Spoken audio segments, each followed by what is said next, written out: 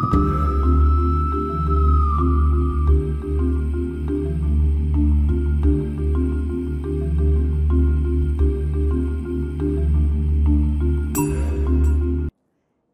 सुस्वागतम, वेलकम। मैं निधि शिमाली आपके अपने इस YouTube चैनल में आप सभी का स्वागत करती हूँ।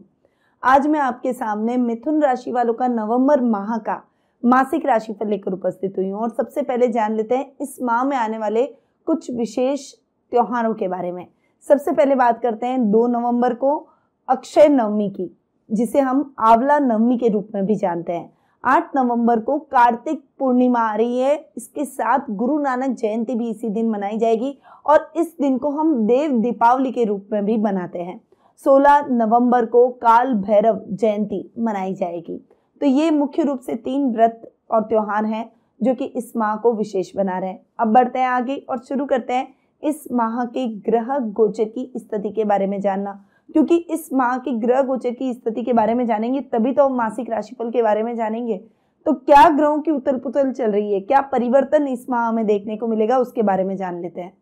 सबसे पहले बात करते हैं ग्रहों के राजा सूर्य की, जो कि वर्तमान में अपनी नीच की राशि तुला में विराजमान है और 16 नवंबर को वे अपनी सम राशि वृश्चिक में प्रवेश करेंगे। वहीं आपके राशि स्वामी बुध की बात कर लेते हैं तो वे वर्तमान में अपनी सम राशि तुला में विराजमान है और 13 नवंबर को वे अपनी शत्रु राशि वृश्चिक में प्रवेश करेंगे और फिर उसके बाद में वृश्चिक राशि में विराजमान रहेंगे। मंगल ग्रह की बात करें तो वे वर्तमान में अपनी अति शत्रु राशि मिथुन में विराजमान है और 13 नवंबर को वे अपनी शत्रु राशि वृषभ में प्रवेश करेंगे। पश्चिगामी हो रहे और वक्री अवस्था में वहां जाकर विराजमान होंगे।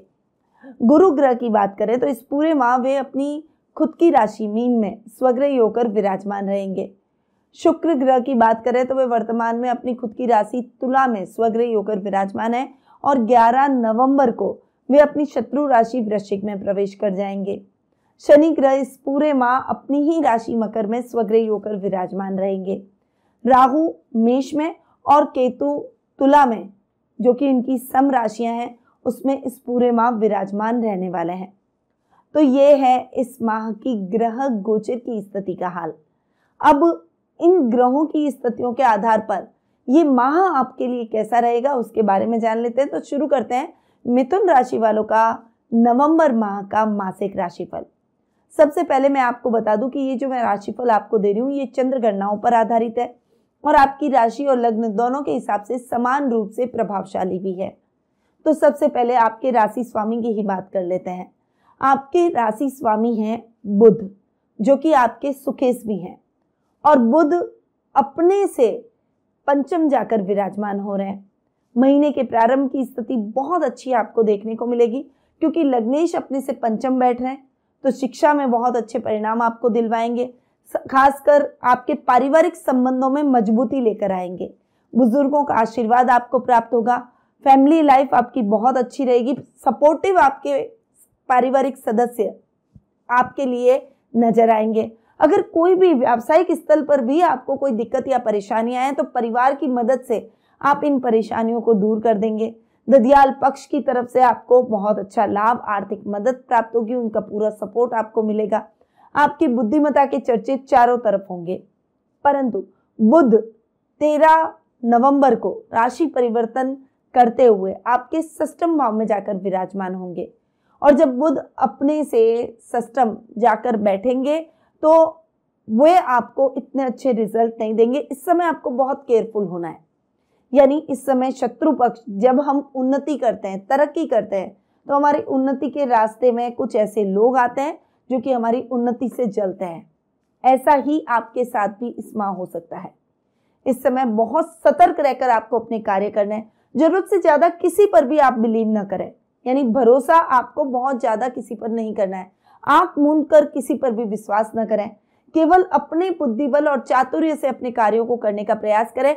रुपए से संबंधित लेन देन के मामलों में बहुत केयरफुल रहें, क्योंकि ऐसे मामलों में लापरवाही ठीक नहीं है। वो आपको नुकसान की स्थितियां दिलवा सकती है और इससे आपको कर्ज की स्थितियां देखने को मिल सकती है, क्योंकि रुपए के बिना तो हमारा काम ही नहीं चलता। अगर हमें नुकसान होगा तो वो कहीं ना कहीं हमें भरपाई करनी पड़ेगी और अपने काम को आगे बढ़ाना पड़ेगा और इसके लिए हमें उधार लेना पड़ेगा।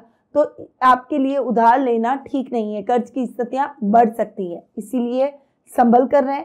ऐसे मामलों में बहुत ज़्यादा केयरफुल होकर काम करें और आप किसी और पर ऐसे कार्य न डालें, खुद खड़े रहकर ऐसे कार्यों को पूर्ण करें। अब बात करते हैं सुख स्थान की, चूंकि लग्नेश बुध आपके सुखेश भी हैं और सुकेश अपने से एक घर आगे जाकर महीने की शुरुआत में बैठ रहे हैं। 13 नवंबर तक वे आपके पंचम भाव में बैठेंगे, अपने से एक घर बैठेंगे आगे। तो आर्थिक स्थिति फ्लक्चुएशन से भरी होगी, परंतु आप इसको रिकवर कर लेंगे। खर्चे जरूर आएंगे, परंतु उसके साथ आपने जो लिक्विडिटी इन खर्चों के लिए निकाल रखी है वो इन खर्चों को बढ़ने नहीं देगी और इससे फाइनेंशियली आपको प्रॉब्लम नहीं आएगी। पेरेंट्स के साथ में, खासकर माँ के साथ में आपके संबंध बहुत ही अच्छे और सुदृढ़ होते हुए दिखाई देंगे। यात्राएं जिस भी उद्देश्य से होगी वो उद्देश्य बहुत ही अच्छे और सार्थक साबित होंगे। अब सुकेश 13 नवंबर को आपके रोग भाव में जाकर बैठेंगे, तो थोड़ा सा सुखों में फ्लक्चुएशन आ सकता है। मैंने पहले से ही आपको बताया कि थोड़ा सा केयरफुल रहें। इस समय भूमि संबंधी विवादों से दूर रहें, भूमि के लेन देन से संबंधित कार्यों में भी बहुत सजग रहें। पहले किसी भी पेपर को पढ़ें, उसके बाद उस पर साइन करें, वरना आपके साथ धोखा भी हो सकता है। तो थोड़ा सा आप जितना संभल कर और केयरफुल होकर चलेंगे उतना ही परिणामों को अपने लिए सकारात्मक पाएंगे। अपने मनोबल को बनाए रखें और चीजों को याद करके रखने की अपेक्षा लिख लिख कर रख दें, ताकि आप सही समय पर अपने तय कार्यों को पूर्ण कर सकें। वरना आपके तय कार्य सही समय पर पूर्ण न होने से भी नुकसान हो सकता है। तो थोड़ा सा आपको संभल कर चलना है। ये माह आपको बुध के हिसाब से मिक्स रिजल्ट दे रहा है। अब आते हैं धन भाव पर, यानी द्वितीय स्थान पर। द्वितीय स्थान की बात करें तो द्वितीयेश आपको धन में वृद्धि जरूर दिलवाएंगे। इस समय अगर आप पानी से रिलेटेड कोई भी काम करते हैं, सफेद चीजों से रिलेटेड कोई भी काम करते हैं, तो उसमें अच्छा लाभ प्राप्त होगा। बुजुर्गों का सानिध्य और उनका आशीर्वाद जरूर मिलेगा। पारिवारिक समस्याएं उनके मार्गदर्शन से खत्म होती हुई दिखाई देगी। घर में मांगलिक कार्यक्रमों की रूपरेखा रखी जाएगी। अगर आपके भाई बहन या आपके बच्चे विवाह योग्य हैं तो उनकी शादी सगाई जैसे न्योते आपको प्राप्त होते हुए दिखाई देंगे। तो ये समय आपके सामाजिक कार्यक्रमों में आपकी भागीदारी को बढ़ाएगा, आपके एक व्यक्तित्व को और निखारता हुआ दिखाई देगा। अब आते हैं आपके तृतीय भाव पर। तृतीय भाव के स्वामी है सूर्य, जो कि वर्तमान में तो नीच के होकर बैठे हैं। तृतीय इसका अपने से तृतीय जाकर बैठना और वो भी नीच का होकर बैठना समस्याओं को बढ़ा रहा है। इस समय आपके शत्रु बढ़ रहे हैं, विरोधी बढ़ रहे हैं। कुछ लोग आपके कार्यों में टांग अड़ाने का प्रयास कर रहे हैं और वो लोग बहुत पावरफुल हैं जो कि आपके कार्यों में व्यवधान डालने का प्रयास कर रहे हैं। और ऐसे लोगों से आप डील करने में बहुत ज्यादा परेशान हो रहे हैं, यानी आपको मुश्किलें बहुत झेलनी पड़ रही है। ये समय थोड़ा सा स्ट्रगलिंग रहने वाला है, इसीलिए इस समय को बहुत शांति से निकालना है। नए कार्यों की शुरुआत से बचें। इस समय वाद विवाद की स्थितियों से भी बचें। परिवार में भाई बहनों के साथ संबंध बिगड़ सकते हैं, क्योंकि पैतृक संपत्ति संबंधी विवाद उभर सकते हैं। तो थोड़ा सा ये समय जितना केयरफुल हो सके उतना आप आगे बढ़ाने का प्रयास करें। पर यह समय बहुत लंबा नहीं है, क्योंकि 16 नवंबर को सूर्य राशि परिवर्तन करने जा रहे हैं और अब तक वे अपने से तृतीय और नीच के होकर बैठे थे, अब अपने से चतुर्थ चले जाएंगे और नीचता खत्म हो जाएगी। तो सूर्य के रिजल्ट आपको बहुत अच्छे देखने को मिलेंगे। इस समय वाद विवाद की स्थितियां भाई बहनों से खत्म हो जाएगी। मनवांछित इच्छाएं पूर्ण होगी। कोई अधूरा पड़ा हुआ, पेंडिंग पड़ा हुआ काम आपका द्रुत गति से संपन्न होगा। उसमें अटका हुआ पैसा भी आपको पुनः प्राप्त हो जाएगा। आपका कॉन्फिडेंस लेवल इस समय बढ़ेगा। प्रसन्नता में वृद्धि होगी। घर में मांगलिक कार्यक्रमों की रूपरेखा रखी जाएगी। तो ओवरऑल 16 नवंबर के बाद का समय सूर्य के हिसाब से भी आपको उत्तम परिणाम दिलवाएगा। अब आते हैं आगे और सीधा आ जाते हैं पंचम भाव पर, क्योंकि चतुर्थ भाव की बात मैं कर चुकी हूं। पंचमेश है आपके शुक्र, जो कि वर्तमान में तो स्वग्रही होकर बैठे हैं। महीने के प्रारंभ में तो स्थितियां बहुत ही अच्छी है, क्योंकि शुक्र आपके पंचम भाव में स्वग्रही होकर बैठे हैं। ये कला वर्ग के छात्रों के लिए बहुत अच्छा है, कलाकारों के लिए बहुत अच्छा है। कला के क्षेत्र में प्रसिद्धि प्राप्त करने के लिए बहुत अच्छा है। आध्यात्मिक भावों से आप भरे रहेंगे, धर्म कर्म के कार्यों से जुड़ेंगे। इस समय घूमना फिरना, अपने परिवार के साथ आगे बढ़ना, अपनी प्रसिद्धि को बढ़ाना, कुछ क्राफ्ट या कला जैसा संबंधित कोई भी कार्य करते हैं तो निश्चित रूप से ये समय आपके करियर में आपको अच्छा रिजल्ट देगा, उत्तम परिणामों की प्राप्ति करवाएगा। पर उसके बाद का ये जो समय रहेगा, क्योंकि शुक्र 11 नवंबर को राशि परिवर्तन करने जा रहे हैं और वे आपके षष्ठम भाव में आ जाएंगे। पंचम भाव का स्वामी वैसे तो अपने से एक घर आगे बैठेगा, परंतु शुक्र चूंकि सौम्य ग्रह है और रोग भाव में जाकर बैठेंगे तो थोड़ा सा आपको फिर भी संभल कर रहना है। बहुत ज्यादा जल्दबाजी में और कॉन्फिडेंस में ना आए। कॉन्फिडेंस रखें पर और कॉन्फिडेंस नहीं होना चाहिए। इससे आप गलत डिसीजन ले सकते हैं और उस वजह से नुकसान हो सकता है। तो थोड़ा सा संभल कर रहने की आवश्यकता है। कोई भी कार्य करने से पहले उस कार्य के बारे में सुनिश्चित कर लें कि वो कार्य आपके लिए ठीक है भी या नहीं। दो लोगों से सलाह लेने में कोई भी आपको झिझक नहीं होनी चाहिए। किसी मित्र से सलाह ले सकते हैं या किसी के घर के कोई बुजुर्ग से सलाह ले सकते हैं, किसी अनुभवी व्यक्ति से सलाह ले सकते हैं, परंतु सलाह बिना कार्य ना करें। अपने ऊपर कोई भी जल्दबाजी में डिसीजन ना लें, उससे थोड़ा सा बचें। अब शुक्र चूंकि आपके 12th हाउस के भी लॉर्ड हैं, 12th हाउस के लॉर्ड यानी खर्च भाव का स्वामी अपने से षष्ठम जाकर बैठ रहा है, तो महीने के प्रारंभ की स्थिति तो इतनी अच्छी नहीं रहेगी। खर्चों की स्थितियां बढ़ सकती है, यानी आपका मन बहुत विचलित होगा। कभी आप महंगी घड़ी खरीद लेंगे या फिर कभी आप अपने लिए कुछ ज्वेलरी खरीद सकते हैं या फिर आप अपने लिए महंगे कपड़े, ब्रांडेड कपड़े खरीदेंगे। घूमना फिरना, मौज शौक, मनोरंजन, इस तरफ आपका ध्यान अधिक रहेगा और ये चीजें आपको आकर्षित करेगी। आप चाहकर भी अपने मन को रोक नहीं पाएंगे और उस वजह से खर्चे बढ़ सकते हैं। तो थोड़ा सा अपने मन को वश में करें, थोड़ा सा कंट्रोल में करें और सोच समझकर एक बजट देखकर आपको आगे बढ़ना चाहिए। तभी आप अपने जीवन में सफलता को तय कर पाएंगे, सुनिश्चित कर पाएंगे। अब शुक्र 11 नवंबर को राशि परिवर्तन करने जा रहे हैं और आ जाएंगे आपके रोग भाव में। और जब रोग भाव में आकर बैठेंगे, अपने से सप्तम बैठेंगे, तो इस समय विदेशी कंपनियों के साथ अच्छा टाई अप हो सकता है। आपकी इच्छाएं पूर्ण हो सकती हैं, विदेश यात्रा के योग बन सकते हैं, खर्चों में कमी आ सकती है। जो काम आपने मन में सोच रखे हैं और आपके अब तक पूरे नहीं हुए हैं, वो कार्य पूरे हो जाएंगे, तो मनोबल भी उससे बढ़ेगा और सफलताएं भी आपके साथ आगे बढ़ती चली जाएगी, यानी जुड़ती चली जाएगी। तो ओवरऑल अगर मैं देखूं तो शुक्र के रिजल्ट आपके लिए अच्छे हैं। बस आपको आलस्य को त्यागना है और थोड़ा सा अपने खर्चों पर नियंत्रण करके चलना है। अब आते हैं आपके रोग भाव पर। रोग भाव के स्वामी है मंगल, जो कि वर्तमान में महीने के प्रारंभ में तो मिथुन राशि में बैठ रहे हैं, आपकी खुद की राशि में, आपके लग्न में जाकर विराजमान होंगे। परंतु 13 नवंबर को मंगल राशि परिवर्तन करते हुए आपके द्वादश भाव में चले जाएंगे, वक्री और होकर बैठेंगे, पश्चिमगामी जाएंगे। तब मंगल के रिजल्ट आपको 50-50 देखने को मिलेंगे, यानी 13 नवंबर के पहले का समय तो आपके लिए थोड़ा सा समस्याओं से भरा है। यात्रा करते समय सावधानी रखनी है, अपने अग्रेशन पे कंट्रोल रखना है, थोड़ा सा रक्त विकारों के प्रति सावधान रहना है। परंतु उसके बाद जब वे पश्चिमगामी होंगे, हालांकि वक्री हो जाएंगे, परंतु उसके बावजूद भी रोग भाव का स्वामी अपने ही घर को देखेगा। तो इस समय थोड़ा सा एक्सीडेंट में कमी आएगी, इस समय रक्त विकारों में कमी आएगी, कॉन्फिडेंस लेवल बूस्टअप होगा। हालांकि यात्रा करते समय आपको सावधानी ही रखनी है, ओवर स्पीड में आपको वाहन नहीं चलाना है, इस बात का तो आपको विशेष रूप से ध्यान रखना ही है। पर उसके बावजूद भी मंगल के सकारात्मक परिणाम आपको दिखेंगे, एनर्जेटिक रहेंगे।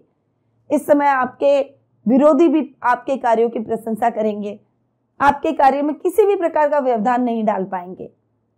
तो आपकी सजगता बहुत आपके काम आएगी और सजगता की वजह से आपके काम बनते चले जाएंगे। अब मंगल चूंकि आपके लाभ भाव के भी स्वामी हैं, अपने से पहले तृतीय बैठ रहे हैं। लाभेश का अपने से तृतीय बैठना आपके लाभ को फ्लक्चुएट कर सकता है, मतलब बहुत ज्यादा बढ़ाएगा नहीं और बहुत ज्यादा घटाएगा नहीं। तो स्थितियां उतार चढ़ाव से भरी रहेगी। डिसीजन स्ट्रांगली लेना है, उसमें कंफ्यूज नहीं होना है, वरना जो परिणाम आप चाहते हैं वैसे नहीं मिलेंगे। इस समय सर्कल भी आप बहुत सोच समझ कर बनाएं। यानी मित्रों की गिनती अगर आप बढ़ाना चाह रहे हैं तो थोड़ा सा संभल कर रहे, क्योंकि संगति का प्रभाव हमारे जीवन पर बहुत अधिक होता है। इसीलिए मित्र हमेशा सोच समझकर बनाने चाहिए। अब जब मंगल पश्चिमगामी होकर आपके द्वादश भाव में आएंगे तो वो लाभ भाव के हिसाब से आपको बेहतरीन परिणाम देंगे। द्वादश भाव को भी ठीक करेंगे, क्योंकि मंगल एक खुद क्रूर ग्रह है और द्वादश स्थान अच्छा नहीं माना जाता, खर्च का स्थान है, तो वो आपके खर्चों को थोड़ा सा कंट्रोल करेंगे, कर्ज की स्थितियों से आपको मुक्ति दिलवाएंगे। पर उसके बावजूद भी मंगल के रिजल्ट इतने अच्छे नहीं हैं। क्यों? क्योंकि मंगल आपके जीवन में वक्री हो रहे हैं और थोड़ा सा फ्लक्चुएशन दे रहे हैं। लाभ की स्थितियों में भी फ्लक्चुएशन आ सकता है। जो मैन्युफैक्चरर्स हैं, कोई बड़ी इंडस्ट्री लेकर बैठे हैं, उनके लिए ये समय बहुत ही अच्छा रहेगा। मंगल के बहुत ही अच्छे परिणाम आपको इस समय देखने को मिलेंगे। तो ओवरऑल अगर मैं बात करूं तो मंगल आपको रिजल्ट अच्छे दे रहे हैं, पर मंगल की दृष्टियां चूंकि वक्री हो रखी है, तो इस समय आपको थोड़ा सा केयरफुल होकर आगे बढ़ना चाहिए। खासकर स्वास्थ्य के मामले में विशेष सावधानी रखें, नेत्रों का ध्यान रखें, नर्व सिस्टम का ध्यान रखें, यानी बीपी का विशेष रूप से ध्यान रखें, और खासकर इंटरनल जो प्रॉब्लम्स होती हैं, इचिंग की, दांत खाज, खुजली जैसी, उसमें थोड़ा सा केयरफुल रहें। अब बढ़ते हैं आगे और आ जाते हैं आपके सप्तम भाव पर। सप्तमेश हैं आपके गुरु, जो कि आपके कर्मेश भी हैं, और कर्म भाव में हंस नामक महापुरुष योग बनाते हुए स्वग्रही हो रहे हैं।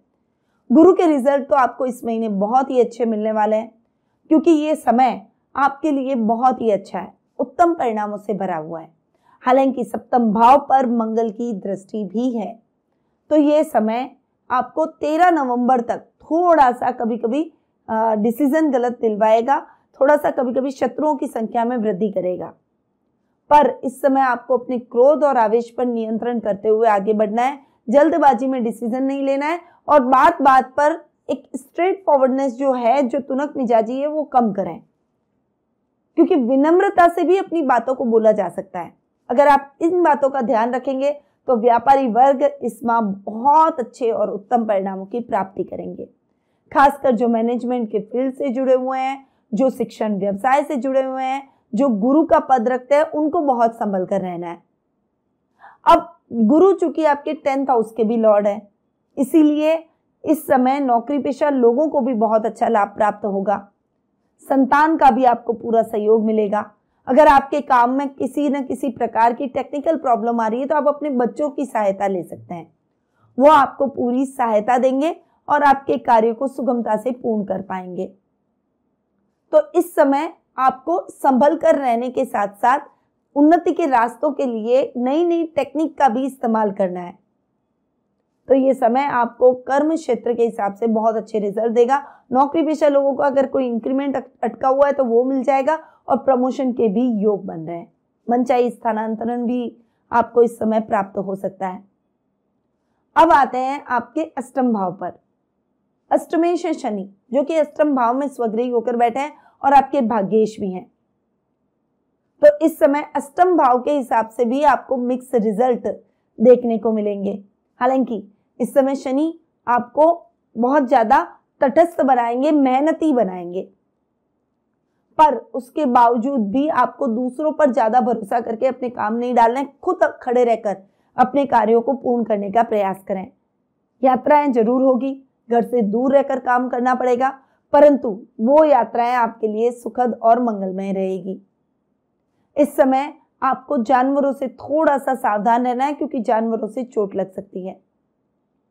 इस समय आपको अपने कोई खोई हुई वस्तु पुनः प्राप्त हो जाएगी, जिससे आपके मन में प्रसन्नता के भाव उत्पन्न होंगे।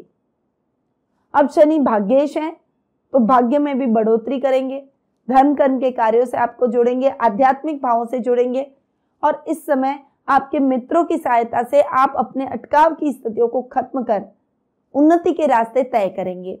जो हायर एजुकेशन से जुड़े हुए छात्र हैं, उनके लिए ये समय बहुत ही अच्छा और उत्तम परिणामों से भरा रहेगा। तो ये है मिथुन राशि वालों का नवंबर माह का मासिक राशिफल। अब जान लेते हैं कुछ शुभ तिथियों के बारे में जो कि इस माह आपके लिए बहुत ही लकी रहने वाली है। वो तिथियां हैं 1 से 8 तारीख, 12 से 18 तारीख, 21 से 27 तारीख और 30 तारीख।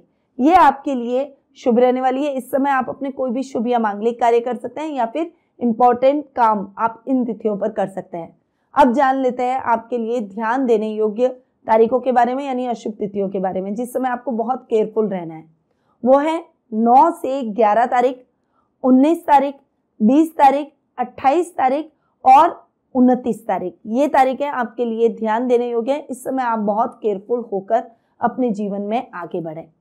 शुभ रंग की अगर बात करें तो इस माह आपके लिए लकी कलर रहेगा येलो, लेमन ग्रीन और डार्क ग्रीन। ये 3 कलर आपके लिए बहुत ही लकी हैं। इन रंगों का उपयोग आप ज्यादा से ज्यादा करें और कोई भी इंपॉर्टेंट काम करने जाएं तब तो ऐसे कलर जरूर यूज करें। अब आते हैं उपायों पर ये उपाय मैं दे रही हूं आपको मासिक राशिफल के अनुसार। अगर आप अपनी जन्म पत्रिका में अपने प्रश्नों के उत्तर प्राप्त करना चाहते हैं, अपनी समस्याओं के समाधान आप प्राप्त करना चाहते हैं, तो टेलीफोनिक अपॉइंटमेंट और पर्सनल मीट के माध्यम से मुझसे जुड़ सकते हैं। अधिक जानकारी के लिए स्क्रीन पे दिए गए नंबरों पर जरूर संपर्क करें। उपाय की मैं बात कर रही थी, तो आपको गणेश जी की पूजा आराधना करनी चाहिए। ओम गंग गणपते नमः इस मंत्र का जाप आपको निरंतर करना चाहिए। बाएं हाथ में चांदी का छल्ला जरूर धारण करें और मूंग भिगोकर आपको कबूतरों को जरूर खिलाना चाहिए। ये बहुत विशेष उपाय हैं जो कि इस माह को और भी अधिक उत्तम बना सकते हैं, तो इन उपायों को अपने जीवन में जरूर अपनाएं। अब मैं अपनी वाणी को यहीं विराम देती हूँ। स्वस्थ रहिए, व्यस्त रहिए, मस्त रहिए और हमेशा मुस्कुराते रहिए। जय श्री राधे कृष्णा।